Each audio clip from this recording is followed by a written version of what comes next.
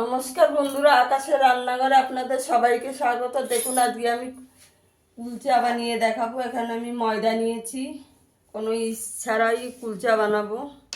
আপনারা পুরো ভিডিওটা দেখতে থাকুন। এখানে 1 চামচ চিনি দিয়ে দেব, একটু নুন দিয়ে দেব,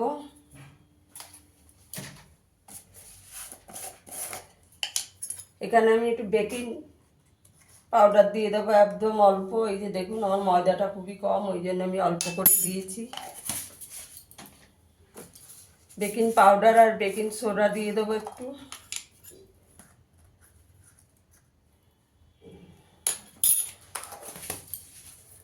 এখানে আমি দুধ আর দই দুটোকে একসঙ্গে মিশিয়ে রেখেছি। আমি দুধ আর দইটা দিয়েই মেখে নেব।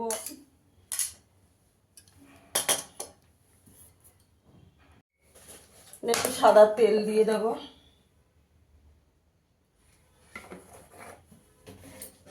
দিয়ে আগে ভালো করে একটু ময়ান দিয়ে নেব।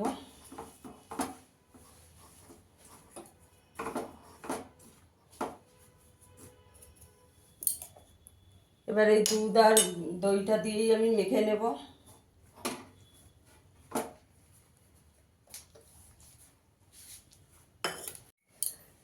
দেখুন আমি আরেকটু দুধ দিয়ে দেব। আপনারা চাইলে গুঁড়ো দুধ দিয়েও মাখতে পারেন।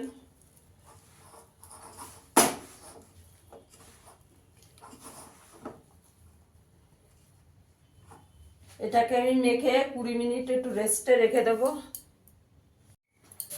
দেখুন এটার মধ্যে আমি একটুখানি সাদা তেল মেখে রেখে দেবো, যাতে ওপরটা শুকিয়ে না যায়।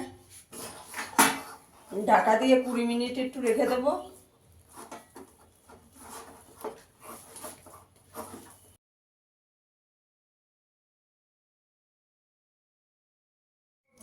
দেখুন বন্ধুরা, আমার 20 মিনিট ময়দাটা রেস্টে রাখা হয়ে গেছে। এবার আমি লেচি করে নিয়েছি, এবার বেলে নেব। একটু ময়দা ছড়িয়ে দিয়েছি, শুকনো ময়দা।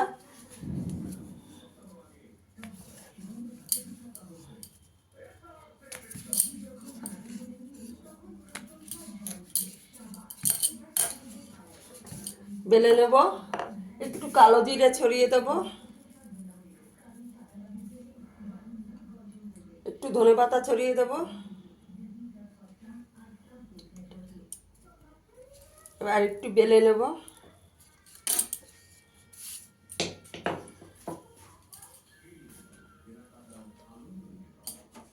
দেখুন এই যে আমি আর একটা বেলে নিচ্ছি।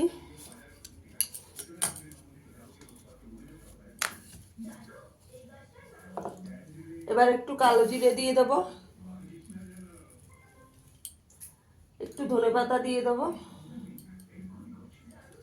দিয়ে আর একটু বেলে নেব। এবার আমি এইভাবে সবগুলো বেলে নেব। এবার আমি সেঁকে দেখাচ্ছি। আমি এখানে একটা তাওয়া বসিয়ে দিয়েছি। এবার সেঁকে নেব। দিয়ে দেবো এবার।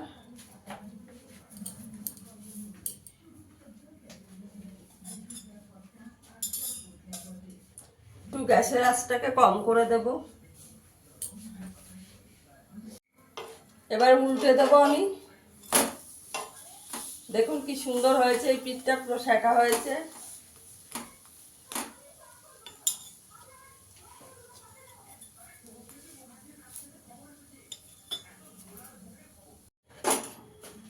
এবার আমি উল্টে দেবো।